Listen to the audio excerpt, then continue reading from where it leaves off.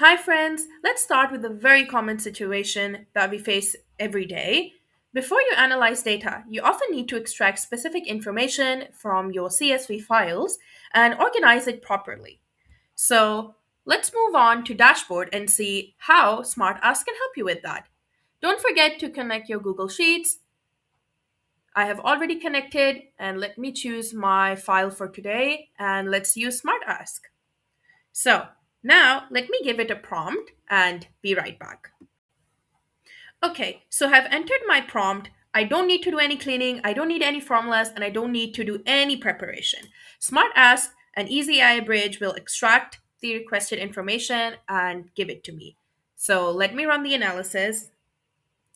So it basically took Easy AI Bridge less than 10 seconds to organize 8,000 rows. And as you can see, it has given me another 6,000 rows. And you can export this data, you can make it more specific, you can get a report, and that is what SmartTask is there for. Easy AI Bridge makes data analysis accessible and practical. You just connect your Google Sheets and your CSV files, extract exactly what you need, organize it, analyze it, and don't forget to get a free trial.